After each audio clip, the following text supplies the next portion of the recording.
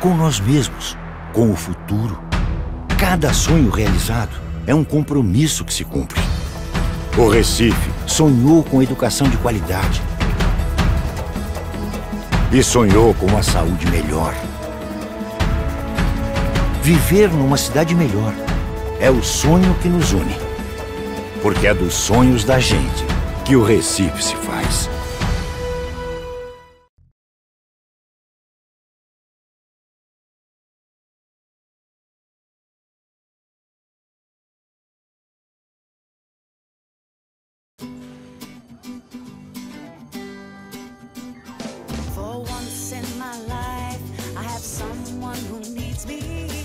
Someone I needed so long, someone warm like you would make my dreams come true. Yeah, for once in my life I have someone who needs me. Vivo.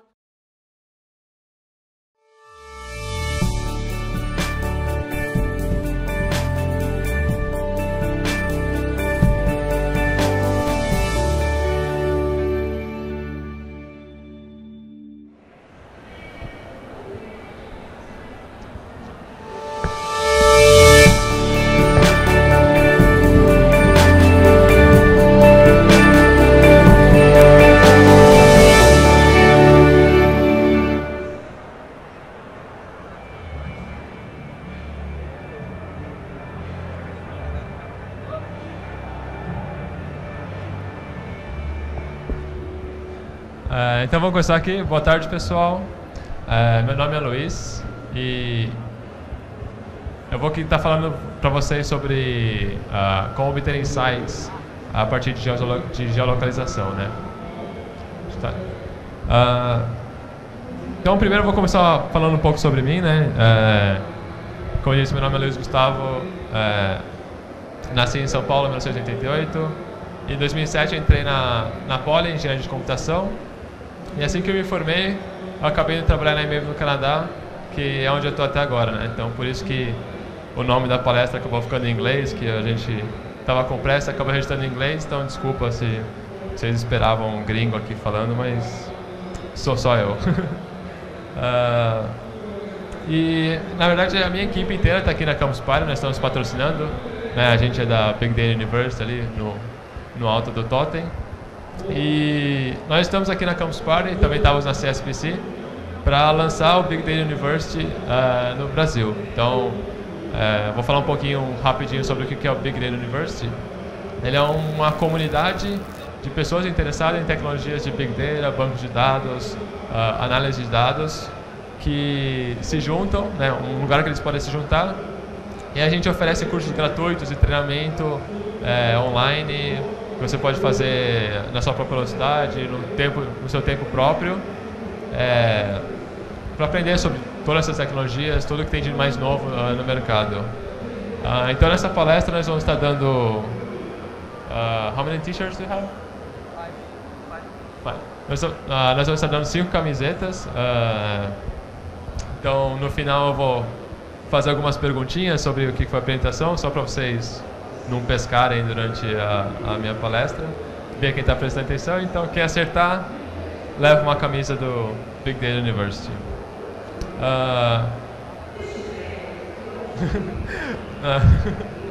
Nós acabamos de lançar e já contamos com mais de 2.000 usuários registrados só no Brasil, e a ideia é expandir isso muito mais, conseguir... no mundo inteiro nós temos mais de 200 mil, quase 280 mil usuários registrados agora. E a ideia é chegarmos na casa do 1 milhão até o ano que vem. Então a gente acredita que o Brasil vai ser uma parte muito importante disso, para conseguir bastante usuário e crescer ainda mais a comunidade em diversas áreas. Agora, vou falar um pouquinho da importância de tudo isso. Por que a gente está focando tanto nessa parte de Big Data, Data Analysis? Hoje em dia nós estamos vivendo o que eles chamam de a era da informação. Nunca na história da humanidade foi tão fácil você conseguir acessar dados numa quantidade tão grande. Então aqui tem uma estatística rápida, só para você ter uma noção do que eu estou falando. 90% dos dados que estão disponíveis no mundo foram gerados só nos últimos 2 anos. Né? Então você pode ter uma noção de o crescimento da disponibilidade de dados está sendo um crescimento extremamente exponencial, e com essa quantidade enorme de dados, você precisa de uma tecnologia que seja capaz de tratar toda essa informação. Então daí que surge a importância de você ter um treinamento adequado, você ter conhecimento dessas tecnologias. E uma das maiores fontes de dados hoje em dia é o que o Eduardo falou na palestra anterior, né? A internet das coisas.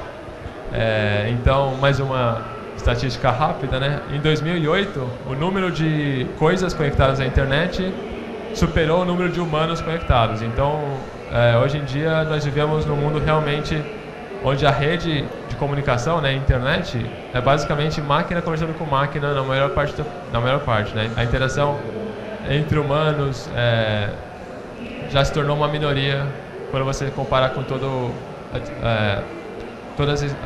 os dados que trafegam pela rede. E agora eu vou falar sobre o que realmente é a palestra, né? Só uma introdução rapidinha da importância de você ter de tratar esses dados.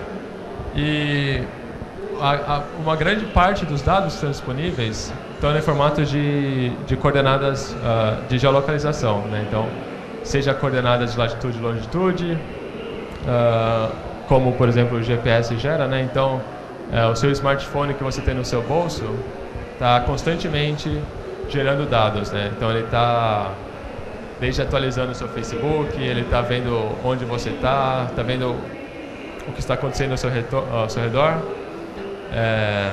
Mas nessa sessão em específico eu vou estar falando em tecnologias de geolocalização em interior, né? Então, porque o GPS funciona muito bem se você está numa área externa, sem nuvem, né, todas as condições perfeitas.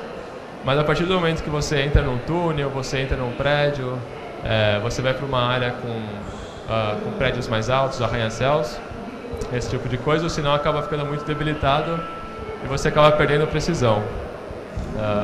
Então eu vou falar sobre uma tecnologia capaz de ajudar nessa parte de localização interna, que são chamados os beacons, né? Então, beacon é basicamente uma anteninha Bluetooth. Eu trouxe um aqui só para mostrar. Então ele é um dispositivo bem pequenininho. Dentro dele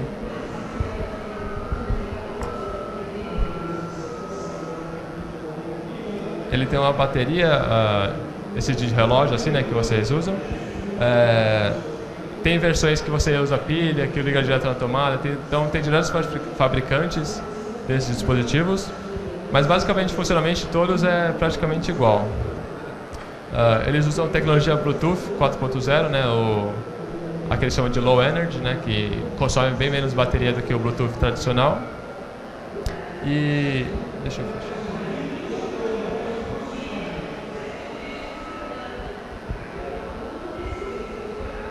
Se quiser ir passando aí para o pessoal dar uma olhada. E a ideia é que ele fica constantemente emitindo o sinal usando o Bluetooth, né? Então, numa configuração tradicional, você teria um beacon posicionado em algum lugar e um smartphone que vai estar ouvindo esses sinais, né? E que tipo de informação que ele manda? Ele manda basicamente 3 informações: um ID, um major e um minor. Então, de tempo em tempo, ele vai estar fazendo um broadcast desses 3 dados. E aí cabe o receptor ler essa informação e fazer alguma coisa com ela, né? Então, o beacon em si é extremamente simples. Outra coisa interessante que ele manda é informação sobre a potência e o ruído do sinal, né? Então, assim que o celular captura essas informações, ele consegue definir zonas de proximidade. Então, essa é outra característica dos beacons, né? Então, você tem uma zona chamada de imediato, que são alguns centímetros. Você tem uma zona chamada de perto, que vão até dezenas de metros. E você tem a zona longe, que pode chegar até centenas de metros, né? Isso, obviamente, depende bastante da sua configuração, se você tem uma área aberta, se tem obstáculo, esse tipo de coisa. Mas uma coisa importante a se notar sobre os beacons é que ele trabalha com proximidade, então ele não te dá uma posição exata de onde cada pessoa está, que nem o GPS faz, né? De dar um XY, uma longitude para ser preciso num ponto. Então, o que eu quero dizer basicamente é que localização é diferente de proximidade. Então, por exemplo, no mapa, quando você pede uma localização, você está especificando um ponto XY no espaço preciso. Então, você sabe exatamente onde a pessoa está.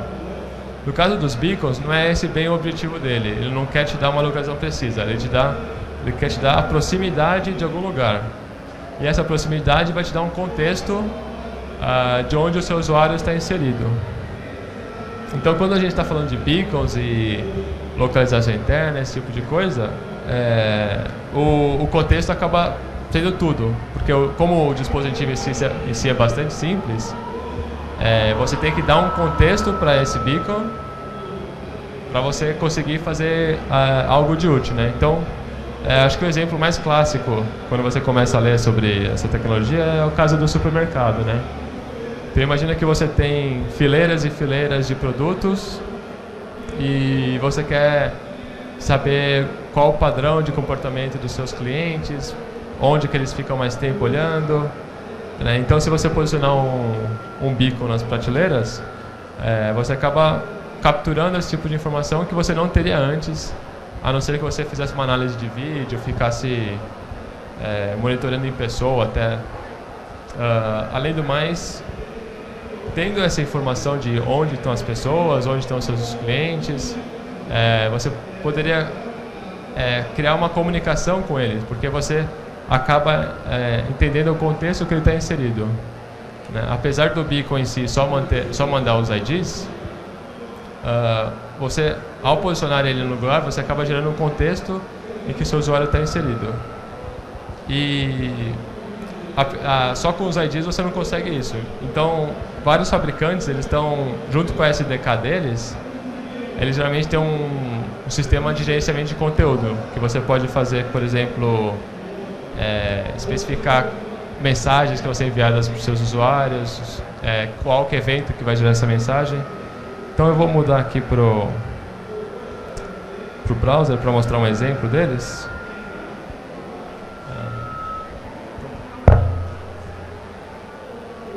Deixa eu...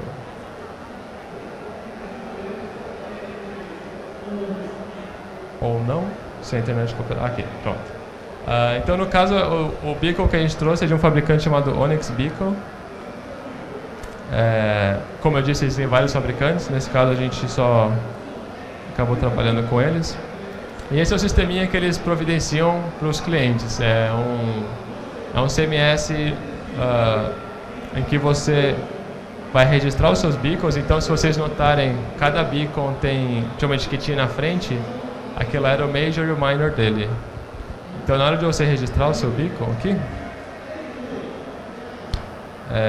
então deixa eu adicionar um novo. Então, é aqui que você vai citar o contexto para onde você vai posicionar o seu beacon. Então, você vai transformar, você vai criar um mapeamento entre aqueles três números que eu mencionei antes, né, o ID, o major e o minor, e você vai criar mais informação ao redor dele. Então, por exemplo, eu vou criar um no palco Júpiter, por exemplo, né, já que nós estamos aqui. Então, o beacon vai estar localizado nesse palco. O major dele é 125 e o minor eu acho que é 867. Esses são os valores que vêm no seu beacon. E aí você pode criar tags para poder agrupar. Então, se você tem centenas de beacons, por exemplo, no seu no shopping ou no supermercado, até num centro de convenções como esse, você pode usar as tags para agrupar eles, né? Então, por exemplo, eu vou criar uma tag aqui para, não sei, para o palco. Então, se eu estivesse instrumentando, né, essa arena aqui da Campus Party, eu poderia criar uma tag para que agrupasse todos os beacons que estão localizados no palco, né? No caso, Júpiter, o Vênus, o Terra e assim por diante. E assim eu poderia focar neles, só neles, quando eu fosse mandar a mensagem. Também defino a frequência que vai ser enviada as mensagens, né? Então, vou deixar 1 minuto aqui só para... e aqui a localização. Então aqui a gente está colocando mais informação em cima dos 3 valores iniciais que eu normalmente obteria, né? Então, só o beacon em si, ele só providencia esses 3 valores. E aí, a partir do CMS, que a gente adiciona mais valor a esses 3 numerozinhos. Então, aqui na localização, deixa eu adicionar uma nova aqui. Vai ser Centro de Convenções.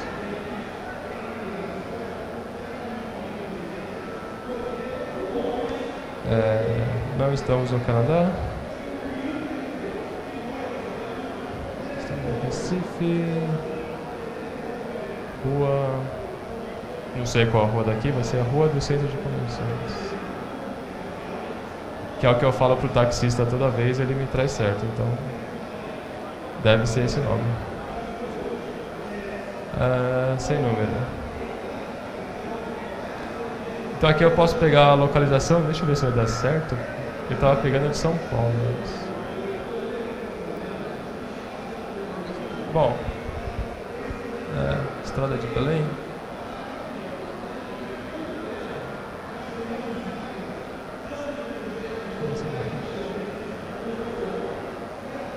Ele achou uma estrada aqui. Bom, mas deve estar perto o suficiente. Então eu criei aqui, então agora o que antes era só 3 números. O que antes era só 3 números, né, que é o que esse dispositivo emitiria. Agora tem muito mais informação ao redor. Então a gente sabe exatamente onde ele está localizado, o que significa ele estar aqui. Então deixa eu criar esse meu cadastro do Beacon. Então quando eu for criar campanhas, por exemplo, se eu tiver uma promoção aqui na Campus Party, digamos, se eu estiver dando brindes, se você conseguir mover um carro com a sua mente, momento merchan, então eu poderia criar uma campanha aqui para o Big Data Universe, digamos, né, totalmente aleatório, para avisar todos os campuseiros sobre as novidades que nós estamos disponibilizando para vocês, né? Então, deixa eu habilitar a campanha aqui. Vou criar uma campanha para o Big Data University na Campus Party de Recife.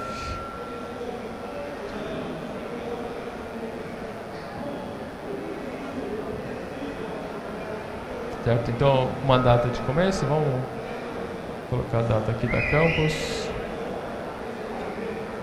Até o dia 26. Aqui eu falo a localização, né? Então, eu cadastrei lá o centro de convenções. Então, não vão ser todos, vão ser só o centro de convenções. E aqui tem aquelas tags que eu criei, né? Então, nesse caso, eu só criei a tag do palco, mas eu poderia criar uma tag para as tendas, uma tag para lá em cima, que tem a parte de inovação. Então, vamos deixar assim por enquanto. E aí, o conteúdo é realmente a mensagem que eu quero enviar. Então, por exemplo, deixa eu criar uma mensagem nova aqui. E as mensagens, então, tem o conteúdo realmente que você vai mandar, o período que essa mensagem vai ser válida, a ação que vai gerar essa mensagem para ser enviada. E aqui também você pode se o seu aplicativo tem o perfil da pessoa, você pode atrelar essa mensagem, esse tipo de coisa. Então vamos criar só um cupomzinho básico aqui. Deixa eu pensar. Controle um carro com a sua mente. Então, essa vai ser o título da mensagem, a descrição. Venha para o stand do Big Data University para ganhar brindes. Certo? Hashtag o Henrique não. Porque o Henrique não pode ganhar brinde porque ele também é da IBM. Certo? Então eu criei aqui minha mensagem. Então assim, cada vez que eu... a ação que eu escolhi então é de entrada, então cada vez que algum dos campuseiros chegar perto do beacon, né, se tivesse com o aplicativo, chegasse perto do beacon, ele receberia essa mensagem, né? Então você pode ver a que eu mencionei de contexto. Então, se alguém estiver lá longe, não vai receber. Por quê? Porque o contexto dele é diferente do que de vocês que estão aqui perto do palco. Então, com essa tecnologia de beacons, você consegue gerar um contexto bem mais granular. Né? Se você for depender do GPS, por exemplo, aqui embaixo não pegaria. Né? Do Wi-Fi, o Wi-Fi tem um alcance muito grande, então você não teria esse controle maior sobre quem vai ser o seu público-alvo. E também tem tem diversas ações que podem ativar o envio. Então, por padrão, assim que você detectar o beacon, recebe. Mas também pode ser na saída, se você falar obrigado por fazer compras no mercado, esse tipo de coisa. Também se ele mudar, né, naquelas zonas de proximidades que eu mencionei antes, então se ele estiver longe e chegar perto, talvez ele esteja ficando mais interessado em alguma coisa, eu vou, não sei, dar um incentivo para ele continuar indo. E também tem das outras, então de perto para imediato, e no sentido contrário, né, de imediato para perto, de perto para longe. E eu também posso ativar pelo tempo em que a pessoa fica numa região. Então, que é esse dwell time. Então, se a pessoa ficar mais de 5 minutos aqui perto, falar, acho que essa pessoa está interessada na minha palestra, então eu vou dar um joinha para ela, não sei, qualquer coisa assim. Então, você pode ver que um dispositivo simples desse acaba gerando um fluxo de lógica de marketing muito grande, né?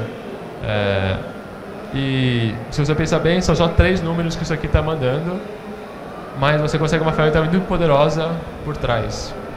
Se você comparar o mercado tradicional de vendas com o mercado online, por exemplo, o Extra, o Pão de Açúcar, o Carrefour tem uma desvantagem muito grande em relação à Amazon, ao Submarino, porque essas grandes empresas, essas gigantes online, elas sabem absolutamente tudo que você faz no site delas. Então ela tem total controle sobre o ambiente. Elas sabem onde você clica, onde que seu mouse está indo, que produtos você está olhando, quanto tempo você ficou procurando por uma meia. Enquanto isso, o pessoal do Carrefour não faz a menor ideia de quem você é, de quanto tempo você está na loja, quantas vezes você visitou. E isso torna muito difícil ter uma ação de marketing, ter um relacionamento mais próximo, né? Então, voltando ao exemplo que eu tinha aqui do supermercado, então imagina que, né, você instrumentou o seu mercado com vários beacons nas regiões, e aí você percebe que tem um cliente que está ali meio em dúvida, está muito tempo olhando uma geladeira. Aí você pode configurar o seu CMS para falar, se o cara está há mais de 5 minutos ali perto, manda o cupom para ele, que eu acho que ele quer comprar, está em dúvida, manda o cupom que aí eu fecho a compra. Então você vê que as ações que você toma, se você tiver todos esses dados por trás, vai ser muito mais efetiva do que se fosse uma ação à cega, né? Se você está no semáforo distribuindo panfleto, o cara está no contexto errado, o cara está pensando em voltar para casa, o cara está pensando em buscar o filho na escola, ele não está pensando no ato da compra. Enquanto se ele estiver no mercado, você sabe que ele está no mercado, você sabe que produtos ele está olhando, por quanto tempo ele ficou ali pensando se compra ou não, a informação de contexto que você tem é muito grande. Então o impacto que a sua ação vai ter também vai ser muito maior. Esse foi um dos exemplos, um dos casos, né, que o beacon é bastante utilizado. Outro exemplo bastante similar, mas que talvez teria um efeito oposto, né? Eu não sei se vocês já foram nessas lojas de material de construção, que são enormes, mas tem tipo 3 vendedores. Então você nunca consegue achar alguém para te ajudar, para tirar uma dúvida. Então imagina que você, né, você instrumenta a sua loja inteira, todos os corredores, as seções, e você tem um aplicativo, né, que os clientes têm no celular dele, que assim que ele precisa de ajuda, ele aperta um botão no celular, o celular dele vai detectar qual beacon está próximo dele e vai avisar o vendedor mais próximo, falar, ó, tem um cara ali que precisa de ajuda. Ele está perto da seção de pisos e azulejos, por exemplo. Se você conseguir fazer isso, você vai criar uma relação muito mais próxima com o seu cliente. Ele vai ter uma experiência muito mais satisfatória na sua loja e a chance dele voltar para fazer uma compra mais vai ser muito maior. Se você pensar bem, fazendo novamente a comparação com o mercado online de vendas, é exatamente isso que você tem, né, por exemplo, no Internet Banking. Você tem sempre um botãozinho ali que você pode pedir ajuda imediata e alguém vai te responder. Então, esses beacons, ao instrumentar, capturar dados, capturar as informações, você consegue dar essa mesma experiência para o seu cliente de forma offline, né, no mundo real. Isso foi mais papo de vendedor e tal, estou tentando vender aqui o negócio, mas a minha coisa mesmo é a programação. Então eu vou começar a falar de código, né, mostrar um pouquinho rapidinho de como que você pode implementar essas coisas que eu falei. De forma bem breve, assim, bem por cima. Então, acho que dá para ler mais ou menos. Eu devia ter feito a fonte maior, mas acho que tá bom. Então, o iBeacon começou com a Apple, na verdade, né? Por volta de 2013, 2012, que eles lançaram um protocolo especificando como que funciona esse envio de mensagens, a recepção. Então, eu vou mostrar os exemplos aqui na linguagem Objective-C para iOS, mas funciona de forma bastante similar para Java, né, para Android. Então a ideia, vamos focar então nesse exemplo final, nesse último exemplo que eu dei do vendedor, né, do cliente procurando um vendedor na loja, porque o beacon ele tem 2 modos de operação. Então eu vou falar o primeiro deles, que é simplesmente você ouvir por todos os beacons que estão ao seu redor. Então ele é bem simplesinho de usar. Basicamente você vai criar um Location Manager e você vai passar você vai criar você vai criar zonas que você vai monitorar. Então deixa eu... Ops. Passei reto aqui. Tá difícil, mas tudo bem.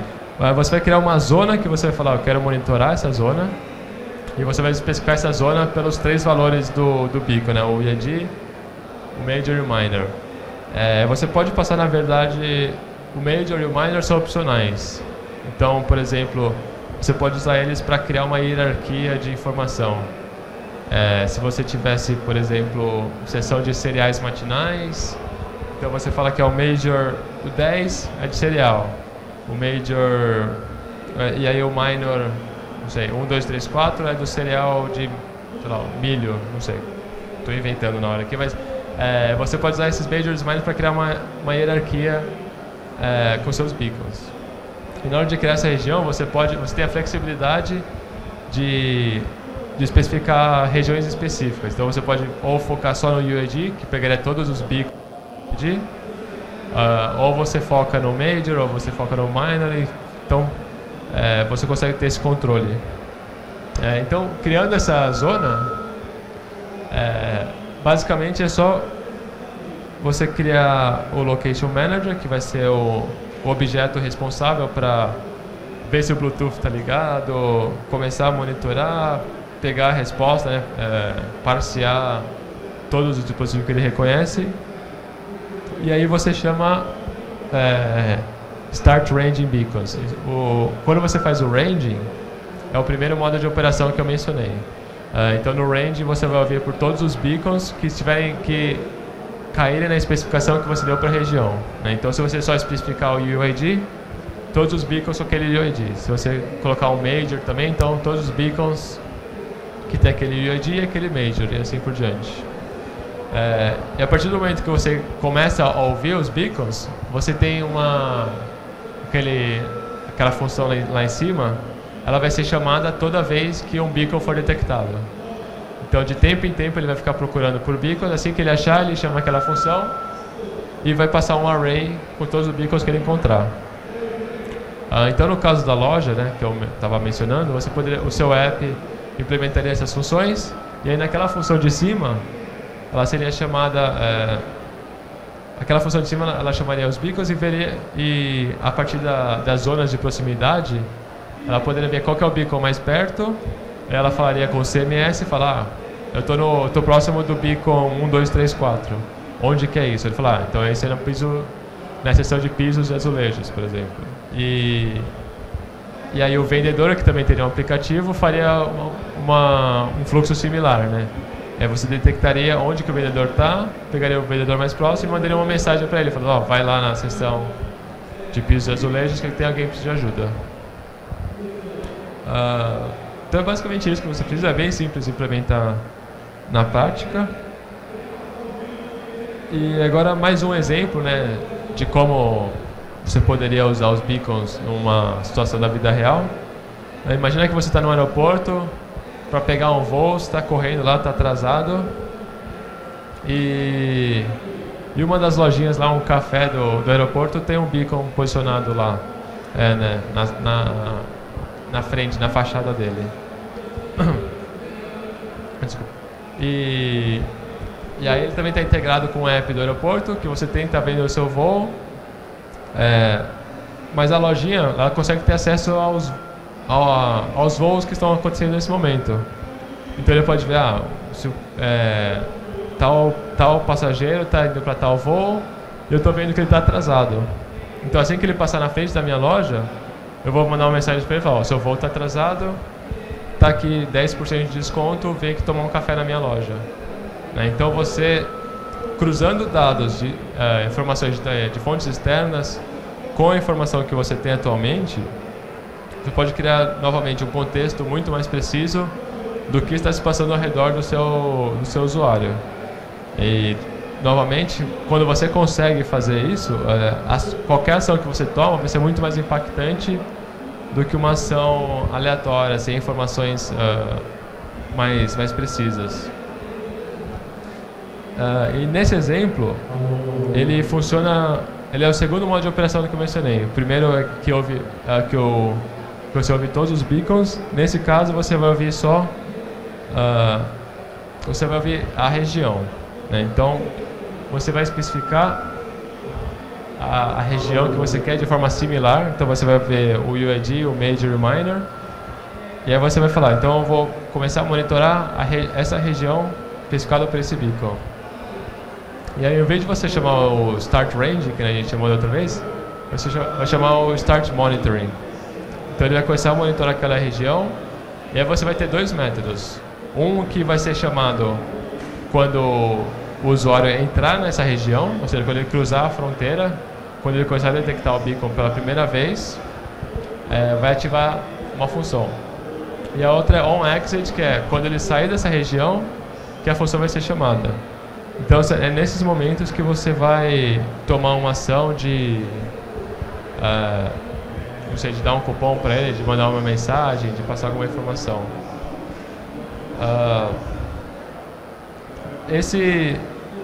Eu ia preparar um demozinho, mas acabou não dando tempo, mas por parte da IBM, eu sou da parte da IBM Analytics, né? Então a gente cuida dessa parte de processamento de dados, de análise de dados. Então nós temos várias ferramentas para ajudar você a fazer essa análise. Então, deixa eu abrir aqui.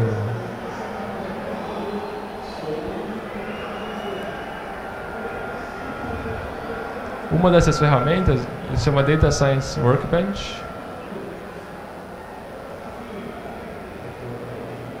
E o Data Science Workbench, ele é uma ferramenta criada para cientistas de dados conseguir trabalhar de forma, sem estresse, sem fricção. Então, não precisa instalar nada, é um serviço online que você só entra no browser, digita lá o URL. Deixa eu aproximar aqui. Então, seria o Data Science Workbench, criou uma conta, fez o login, você já tem um ambiente propício para você desenvolver as suas análises. Então, ele funciona... Ele é baseado nos chamados Python Notebooks. O pessoal que de Python já deve conhecer esse tipo de interface, que é muito boa para compartilhar código, trabalhar, fazer exploração de dados. Então deixa eu abrir um aqui só para mostrar para vocês.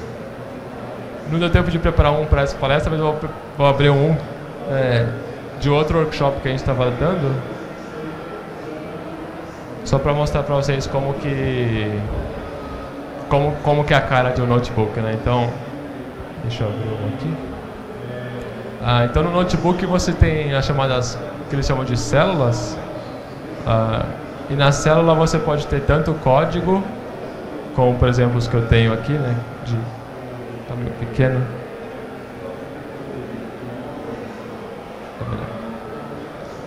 Então,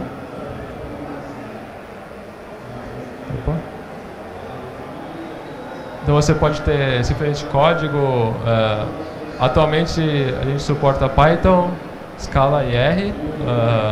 E Python e Scala é legal porque eles já vem incluso com o Spark, né? O Spark para quem conhece o Hadoop, é uma tecnologia de processamento de dados em larga escala, né? Então o Hadoop, que surgiu há uns 10 anos atrás, mais ou menos, revolucionou o mundo de análise de dados por conseguir de forma simples processar uma grande quantidade de informação. O Spark surgiu alguns anos atrás e agora está tomando o lugar do Hadoop por ser muito mais rápido e muito mais fácil de usar. Então no Data Science Workbench a gente já providencia o Spark para vocês de forma muito simples de usar. É só fazer o login que você já tem todo o ambiente pronto para ser utilizado. E nele, assim, cada célula pode ter código normal. Também você pode fazer gráficos, então... Deixa eu tirar isso. Então, no mesmo lugar onde você tem o seu código de processamento de dados, você também pode ter a sua visualização, e você pode também, por exemplo, criar texto. Então, se você marcar ele aqui em cima com o Markdown, que é uma linguagem para criar textos de forma mais simples, então, usando uma cerquilha eu defino um título, vamos falar o título 1, posso criar listas também.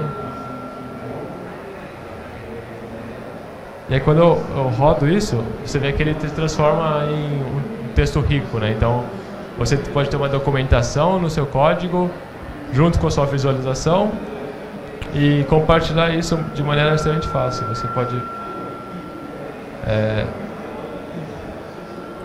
simplesmente, acho que esse aqui já está compartilhado, mas você clica no botão de compartilhar, e aí você vai ter um link que você pode passar para os seus colegas ou para quem estiver interessado ver a mesma coisa que você está trabalhando em cima.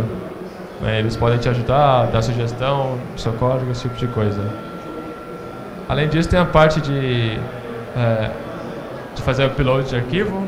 Então você só arrasta e solta um arquivo aqui que ele já faz o upload, e você pode trabalhar em cima desses arquivos, em cima desses dados que você colocar. Então você pode colocar um CSV, uma planilha, um JSON, esse tipo de coisa, e é muito fácil trabalhar. Então esse é o Data Science Workbench, basicamente. Tem bastante coisa interessante, é bastante fácil de usar. Nós estamos tendo uma hackathon agora que está rolando aqui na Campus Party, que o pessoal está usando ela. Espero que estejam todos gostando. E assim, é uma plataforma recente que a gente está trabalhando, estamos melhorando a cada dia. E a gente quer que todo mundo aqui vá lá, crie uma conta e dê sugestões, né? Então aqui toda a página vai ter um balãozinho ali no final que você pode mandar uma mensagem pra gente, uma sugestão, uma opinião, uma ideia nova, uma crítica, reportar um bug. É só apertar ali no balãozinho que a gente está sempre de olho no que vocês mandam pra gente. Está sempre melhorando essa ferramenta. E outra coisa que eu queria mostrar para vocês é o Big Data University em si. Então, deixa eu mostrar a versão, digamos, global, né? Então, bigdatauniversity.com, você vai na versão em inglês que eles têm. Mas aqui na Campus Party, nós estamos lançando oficialmente a versão brasileira. Então, .com.br, bigdatauniverse.com.br, e você vai para a versão brasileira do site. Então, o site está todo em português. Nós traduzimos os cursos, não totalmente, né? A gente não traduz os vídeos, mas as legendas. Então, todo vídeo tem legenda em português, os exercícios estão em português, todos os materiais estão em português, justamente para facilitar o ensino e conseguir abranger o maior número de pessoas possível. Então, nós estamos começando com 14 cursos aqui, mas já tem mais a caminho. Esse aqui é o de Spark que eu estava mencionando, né? Essa tecnologia nova que está surgindo no mercado. E uma coisa interessante é que a gente está tendo uma promoção, a gente está dando 3 Apple Watches. Na verdade, agora são só 2, a gente já lançou o primeiro na CSBC, que aconteceu antes da Campus Party. Mas assim, ainda tem mais 2 que vão ser distribuídos. E basicamente o que você tem que fazer é ir no bigdatauniverse.com.br, criar uma conta e começar a fazer os cursos. Então, quem conseguir fazer mais cursos até sábado vai levar um Apple Watch para casa, né? O primeiro Apple Watch vai ser só para o pessoal da Campus Party, que está aqui. E o terceiro Apple Watch vai ser para o Brasil inteiro, não precisa estar na Campus Party. Então, se você tiver interesse em ter um Apple Watch, é uma boa chance de conseguir um. Outra informação é essa aqui, que eu mencionei rapidinho antes, mas a gente está tendo um hackathon aqui na Campus Party que está rolando. A temática é esporte, né? Então, se você tiver uma ideia relacionada a esporte interessante, vem conversar com a gente para participar dela. Vai até amanhã, às 6 da tarde, eu acho, 5 ou 6 da tarde. Então, apesar de já ter começado, acho que ainda tem tempo de vocês participarem. Então, se tiverem interesse, nós trouxemos vários equipamentos, wearables, né? Então, a gente tem o Maio para detectar gestos da mão, tem o Muse para ler atividade cerebral. Então, tem vários dispositivos. Se tiver interesse, vai conversar com a gente está no final aqui, na parte da direita. Está rolando também uma demonstração de um dos equipamentos que a gente trouxe, que é... Eu brinquei aqui, mas é verdade, você pode controlar um carrinho com a sua mente. É só ir lá no nosso stand lá e tentar conhecer. Tinha mais coisa para falar. Vai ter isso. A minha equipe também vai ter mais duas palestras hoje. Vai ser no Palco Terra aqui atrás, às 8 e às 9. Então a gente vai ter o Henrique, que está sentado ali, ó. Todo mundo olha para ele agora para deixar ele envergonhado. E o meu chefe, né, o pessoal que veio do Canadá, vai estar explicando mais para vocês, falando sobre outras coisas interessantes. Verdade, também tem muita coisa para lembrar. Durante essas palestras a gente vai estar sorteando 2 drones. Então que a ideia também vai ser parecida. Então, para quem se registrar durante a palestra deles, a gente vai sortear um drone aleatoriamente. Então você pode levar um drone para casa, né? Bem interessante. Vão ser 2 drones sendo sorteados lá. Então eu acho que agora é isso. É isso que eu tinha para falar. Bom, tem o último slide aqui de agradecimento, que eu vou deixar ele rolando, mas... Então acho que a gente tem 15 minutos para perguntas.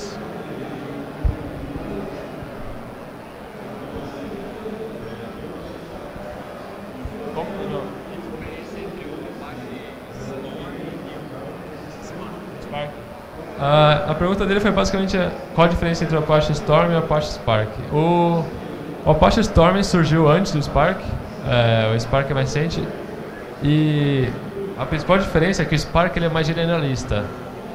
Então, a forma como ele é estruturada, ele tem um core, né, que define o núcleo dele, as principais funções do Spark, mas ele tem várias bibliotecas construídas em cima, então ele é bastante flexível. Então, você tem bibliotecas de machine learning diretamente na API. Então, você pode fazer algoritmos de clusterização, de regressão linear, direto na API dele. Você tem o Spark SQL, que você pode rodar queries normais de um banco de dados normal, também direto no core, então você não precisa instalar mais nada, já vem na API nativa. Você tem o Spark Streaming, que é para aplicações em tempo real, então se você tem uma fonte de dados constante, por exemplo, um beacon desse, você consegue fazer uma análise em tempo real. Então, assim que o seu dado chega, você faz a análise e já manda. Estou esquecendo de uma. Mas, basicamente, essa é a ideia. Tem modelização. E outra vantagem dele é que ele é extremamente rápido. Ele é otimizado para rodar em memória, então ele tenta usar a memória o máximo que conseguir. E só vai ler o disco quando for extremamente necessário. Então, com isso, você consegue ser 100 vezes mais rápido que o Hadoop, por exemplo. Então, vários benchmarks mostram que está na ordem de 100 vezes mais veloz que o Hadoop. Responder a pergunta? Se você quiser saber mais, às 8 e às 9 no Palco Terra, vamos falar mais sobre ele. Deixa eu... tem um microfone.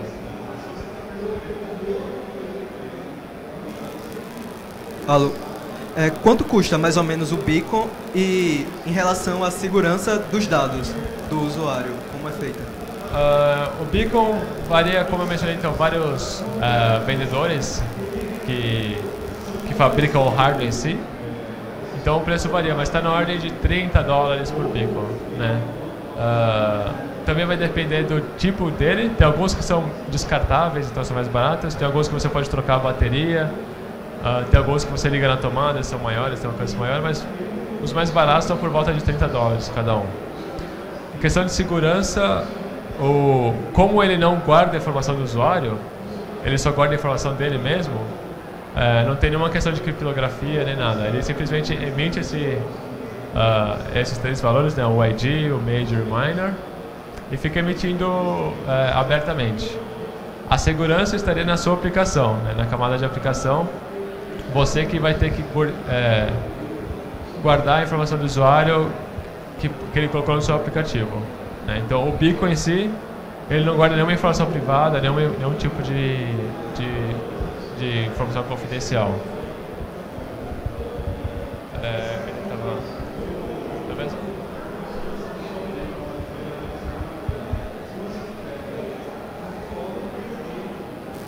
O beacon ele é igual ao Arduino, o hardware dele tem uma especificação que eu posso tentar copiar aqui no Brasil, tentar fazer o hardware aqui no Brasil, ou não?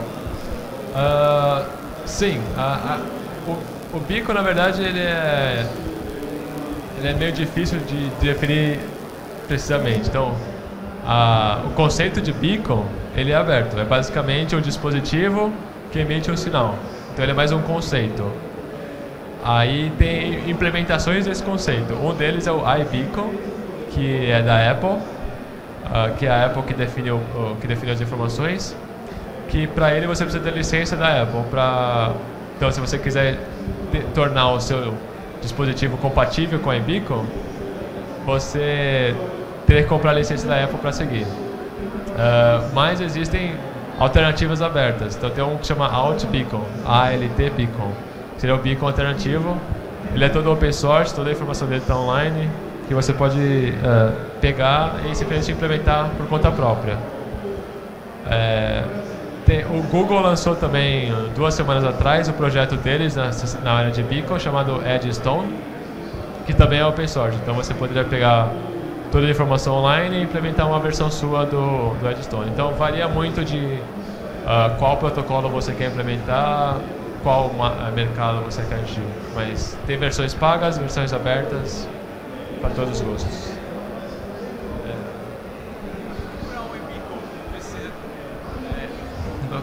Para configurar um iBeacon, precisa ter uma linguagem de programação específica ou qualquer linguagem consigo configurar ele?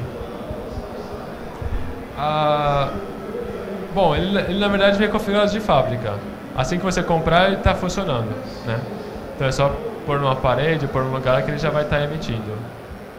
O que você pode fazer, dependendo do vendedor, é configurar algumas coisas, por exemplo, a frequência que vai ser mandada a mensagem e a potência da antena. Então, se você tiver um lugar restrito, que você não quer ficar gastando bateria para lançar com alta potência, você pode configurar para diminuir a potência dele, economizar a bateria. Também tem uma questão da privacidade que você mencionou, né? Se você baixar a potência da sua antena, a área vai ser restrita, né? Então, tem esse tipo de configuração, mas varia bastante de vendedor para vendedor. Isso não está explicado no protocolo dele em si, mas depende do seu vendedor.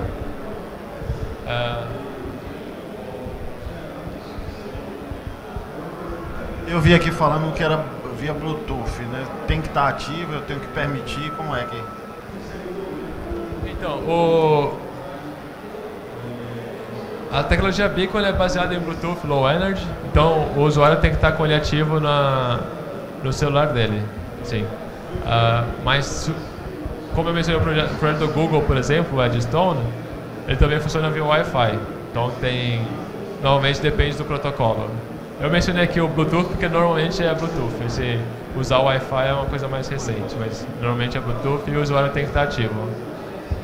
Esse é um dos maiores desafios que tem na área, na verdade, é você convencer o seu usuário a ligar o Bluetooth dele. Então, o seu aplicativo tem que dar valor suficiente para o seu usuário falar, vale a pena eu ligar, gastar um pouquinho mais de bateria, mas o retorno que eu vou ter em troca disso compensa esse probleminha.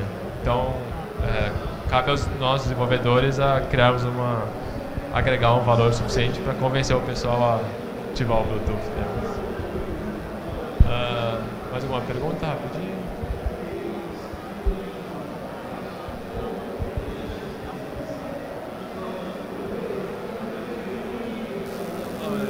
Boa noite. A minha pergunta é sobre...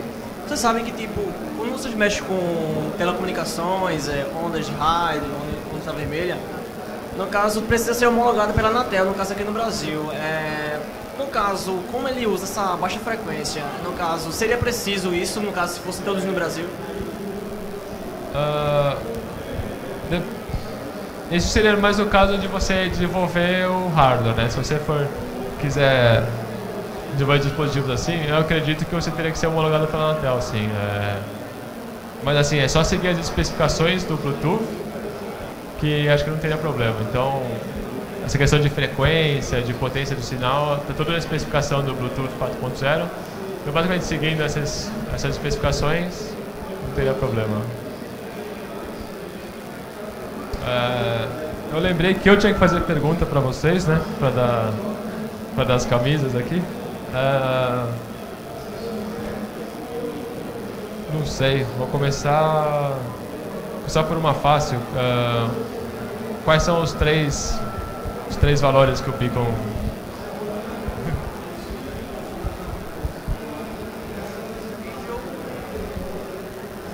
Angel, Major e o outro Minor. Não era essa a pergunta? Não. Você misturou as três. Na verdade, os três valores que o Beacon emite. Aquele de imediato, perto e longe. O UUID, Major e Minor. Então, o primeiro que você falou são as zonas de proximidade, né? Então, imediato, perto e longe. O que eu queria mesmo eram esses três valores. Que mais? Ajuda aí, eu não consigo pensar. Qual que é a questão mais importante quando você instrumenta o lugar? O que você está agregando ao colocar um beacon? Que tipo de informação a mais você consegue extrair?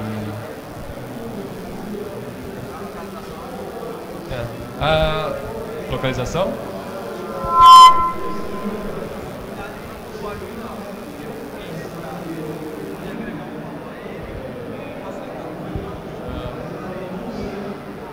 É uma palavra que eu falei várias vezes durante a apresentação. Seria o contexto, né? Então, o beacon você consegue gerar um contexto em relação ao seu usuário que você não teria sem ele. Foi quase. Tem mais três, meu tempo está acabando. Ajuda! Deixa eu... Quais são os dois modos? Deixa eu mudar aqui. Os dois modos de operação que você pode detectar os beacons quando você está programando. Como? Não. Eu falei no finalzinho aqui quando eu tava mostrando o código. Nada. Mais fácil, então. Deixa eu pensar. Uma fácil, então. Quem que criou o protocolo iBeacon? Essa foi fácil. Mais duas. Qual plataforma de ensino online acabou de ser lançada no Brasil? Ele ali falou primeiro. A última. Quem aqui vai registrar no BDO assim que sair? Já registrou? Já. Ih, caramba, e agora?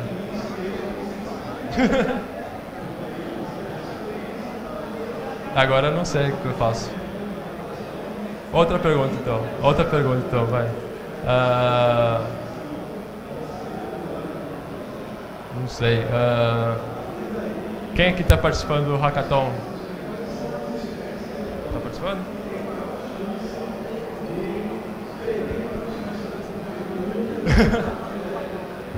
Valeu, então é isso aí, pessoal. Espero que tenham gostado.